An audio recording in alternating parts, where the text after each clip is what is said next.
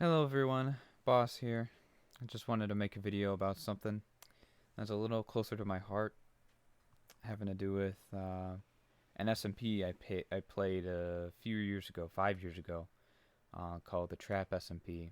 Now, I'm making this video kind of as an inspiration off of the video Purple made on his how basically the Dream SMP for him kind of psychologically impacted him, how he felt like he peaked when he was young and didn't really have much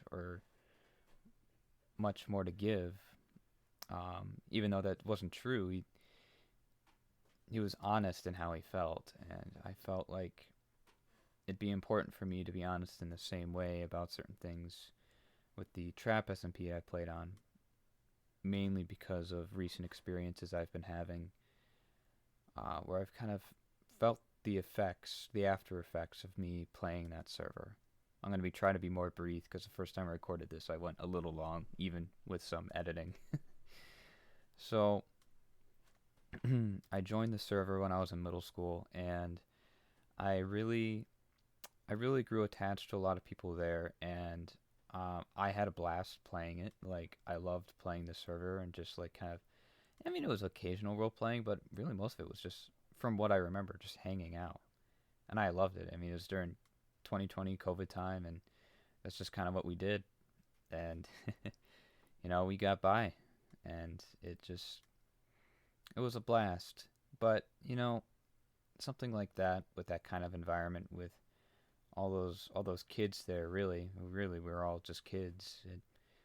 Stuff can happen, and especially knowing me at that age, I was just very um, emotionally kind of just not in the best place in terms of just like, I don't know. I think everyone kind of goes through the same thing with that at that age, especially middle school. Oh my gosh, the technically was right when you referred to it as a prison. But yeah, it's just really that time of just confusion and just not really like not really sure of like what kind of purpose you have. So I joined the server in that state, and I really was looking for a community because obviously in COVID there's isolation. But even before COVID, I'd kind of struggled to find some sort of community in my school, and I wasn't really a big part of church yet. And finding a community there would be a whole task of its own later on. Um, but it's that's just where I was at, and so I went on the server and I enjoyed hanging out, and I met this one person who I forgot her name, sadly, or her gamer tag at least, but I became close with her especially. Now, there's other things I could get into about my weird attachments with persons of the opposite sex, but I think really any young boy could attest to that, especially in middle school. Ah, jeez, but that's just me being honest. Um, but yeah, so I grew close to this person. Um, She like confided in like one personal thing to me, and I just took that and ran. I was just like, that was just everything to me at that age. But some stuff kind of went down between me and her friend who gamer tag I do remember, Spoons, um, identified as transgender. Now it was hard for me to call. I'm just gonna say them for the sake of this video. Them the right pronouns because I just couldn't I just couldn't get myself to. I wasn't I just don't think I was very used to it really at all. Like calling someone pronouns that are contrary to what I perceive them, what gender I perceive them to be basically when I'm online, the tone of their voice. And to me that voice it seemed genuinely female, and perhaps that is their true sex. They just identified as male. Oh, there goes my dog. But anyway, so stuff kind of went down when I kept accidentally saying the wrong pronouns. I kept calling him, her instead of him, and so it just he or I'm just gonna say they, say yeah, but they were deeply affected by this. It really, really disturbed them. There's something in their heart that just really just did not. It just something really upset them with being comfortable with being their original sex, whichever I obviously am not like 100% sure, but something really did, and I could tell that's what that happened to this person when I was calling them the wrong pronouns. And so this went on, and it kept happening, and frustrations were growing, and people were getting pretty pissed off at me. But I genuinely wasn't trying to mean any harm, but it just kept happening, and it reached a point where Spoons just asked me straight up, like, why do you keep calling me the wrong pronouns? What's your deal? And I'm just like, genuinely, you just sound like a girl. There's nothing else to it. I didn't say those exact words.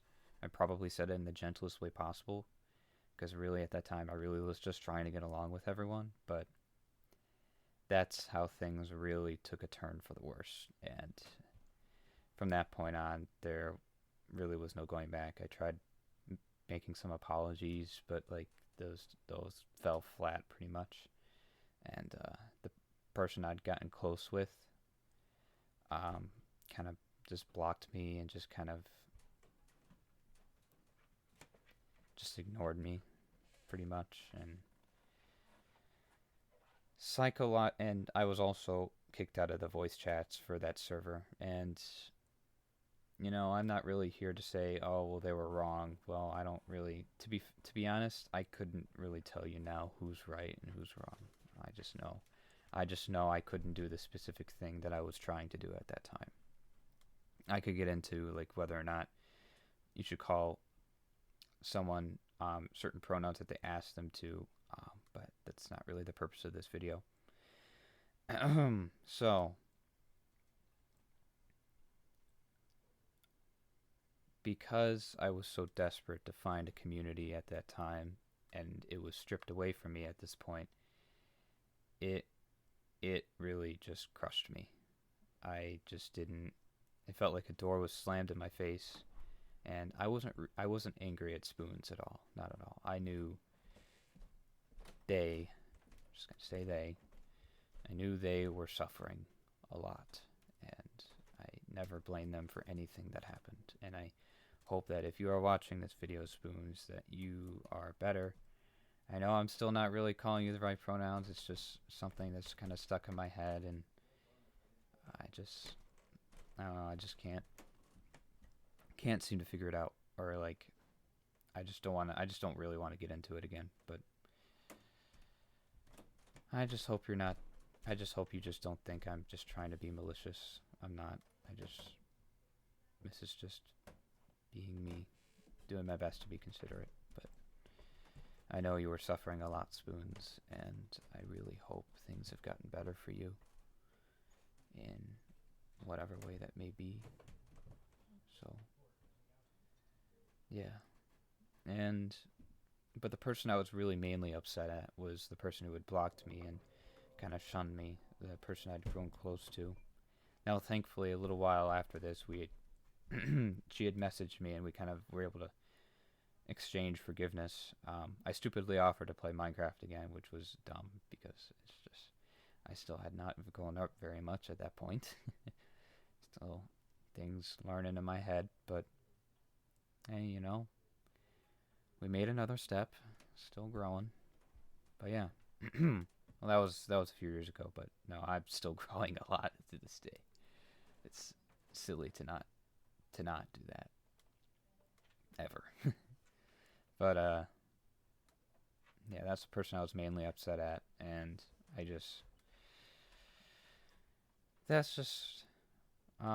just kind of left a mark in me where I felt like any kind of community I would grow close to and try to just be a part of would just ultimately just shun me and just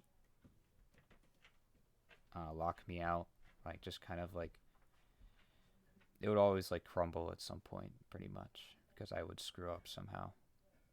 That's just kind of what stayed in my mind as to what a community would probably be for me. And it's been that way for a long time.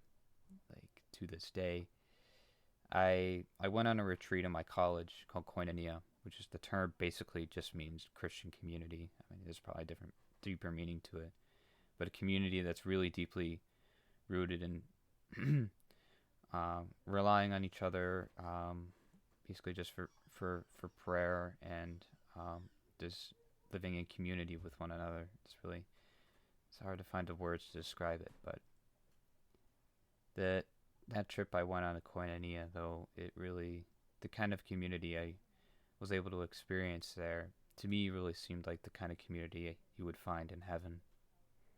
The kind of people who are just to stand by you and grow an understanding of you and your story and live in community with you and with God as our ultimate source of life, because that's what I believe that I believe to be true for everyone, regardless of what personal ways and personal traits, personal gifts God gave you, that all of us ultimately belong to God, that He is the source of our life and our being and everything that we are and have. So, you may not agree, and that's fine. I hope that you are open, whomever is watching this is just open to continue learning and just to continue to strive for truth and to not reject truth when it shows its face, often in unexpected ways. I can personally attest to this. So anyway, that's just kind of so this Koinonia retreat really showed me what a community looks like, and it's not just the people I found there that were really cool. It was really wounds in my heart God was trying to heal, and this was one that came up. The one that came up in words was like, the best way I found to put it in words is like the fear of making, like, how to, like, making friends without fear of idolatry. That's basically how I put it. For just any community I grow close to, because that's kind of what happened. It's a similar pattern that kind of happened to previous communities too, outside of Trap SMP. Friends I would try to make, but things I'd either just get too attached or just not really know how to manage things. So God really put something there, some miraculous healing grace, and I will be forever grateful that God is continuing to lead me on this path. I have a long way to go, but He's by my side and He's here to show me that we belong to each other. As Mother Teresa said, we belong to each other. I hope to learn that more every day. And so that's really why I wanted to make this video, was just to highlight just the Trap SMP. It had some pretty big impacts on me, and it did for a lot of people, I think, but I mean, we got through it, now without some bruises and wounds though, but I really hope everyone who's watching this is in a better place today, and that you're able to just pursue God and pursue what you know that you need to do, whatever that may be, in your life today.